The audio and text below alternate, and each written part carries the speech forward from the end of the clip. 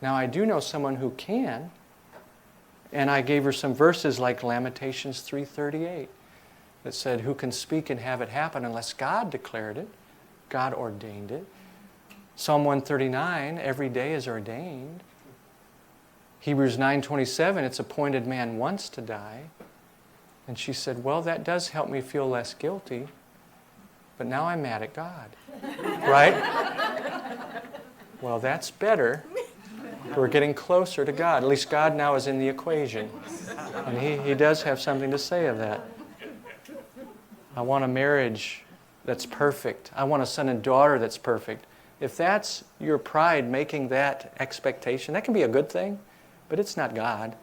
You're not going to have a perfect marriage, and you're not going to have perfect kids. Only I can.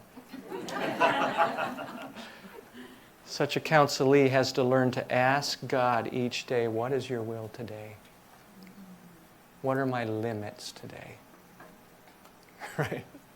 Let me stay in my little box and lead a quiet life in all godliness, as it says in Thessalonians, to be more realistic. Misplaced hope, the last one. They set their hope on secondary people, things, leading to despair. Psalm 43 verse 5, why are you in despair, O my soul? Because I've not hoped in God, right? So Proverbs 13:12, says, hope deferred makes the heart sick. Hope not realized. To the degree that you had hope in this thing to give you joy, when it's not realized, is the degree you will experience depression, right? Your heart has bought into this as if it were God. It's good, but it's not God. It's water, but it's not the well. You know what I mean? It's a gift, but it's not the giver, right? I remember one gal said that was her life verse, hope deferred. What do you think her problem is? Circumstances or heart, right? Now she did have a lot of disappointing circumstances. Well, be careful saying, I can't wait until, and you have the wrong blank. I can't wait until, oh, I'm so looking forward to. How many times do you say that about earthly things, which isn't wrong to enjoy earthly things, but how many times in comparison do you say, I can't wait until the revelation of Jesus? I mean, right now you feel good about it, but you leave here tonight, you'd be stopping thinking about that. You're not thinking about it, right? We've got to think more about that. More about Christ. More about that. That's where we're headed. What do you look forward to the most? Luke 24 is an example of misplaced hope. Disciples on the road to Emmaus.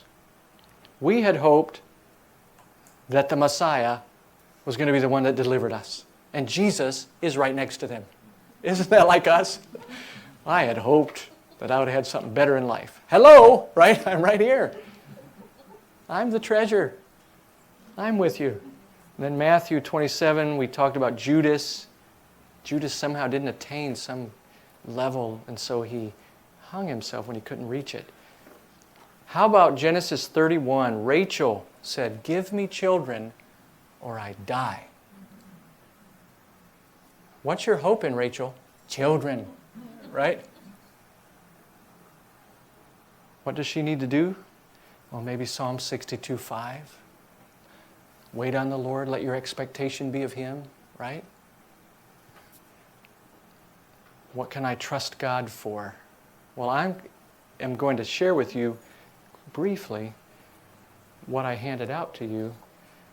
We have a resource called Abounding in Hope, 7 hopes of the heaven-bound saint. These are 7 primary hopes that a person struggling with depression needs to set their hope on. And so we have forgiveness. Everything is fighting to get us to set our hope off of the Lord.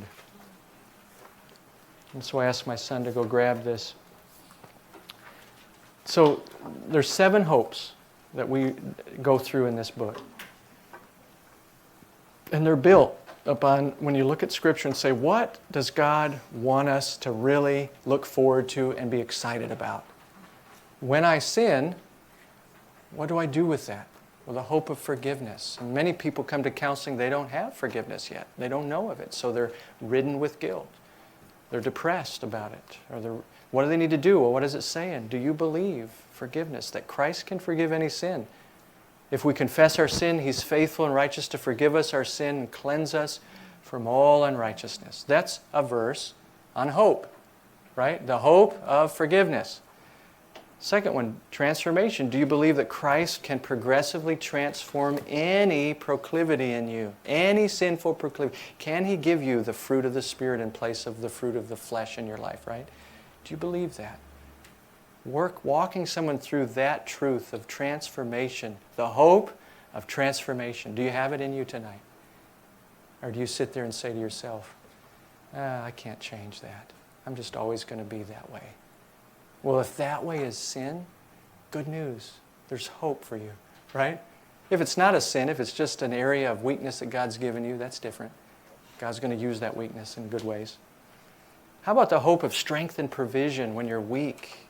Do you believe that Christ can supply all you need to do His will regardless of your temptation, trial, or personal weakness? Therefore, let us draw near with confidence to the throne of grace so that we may receive mercy and find grace. That's hope, right? Do you believe that's there for you? Right? We need to begin to pray and draw near to His throne. How about spiritual influence when you're in a tough situation? Do you believe the hope of spiritual influence for those teens that you can't, or those children that you can't get them to obey? Do you believe you can spiritually influence that spouse? Well, the Bible says, 2 Corinthians 2:14, thanks be to God who, how often? Always leads us in triumph in Christ and manifests through us the sweet aroma of Him in every place. And it goes on to say those who are being saved, it's an attractive thing. Those who are dying, it's not. But do you believe that you can be a spiritual influence in how you live in front of people, right? That no matter how bad the person is, you can still bring a spiritual influence in there. How important is that in conflict, that hope? Instead of the hope that I'm going to make you change, no, the hope that I'm going to influence you spiritually. You can own that hope. You never have to have that one gone. Isn't that cool?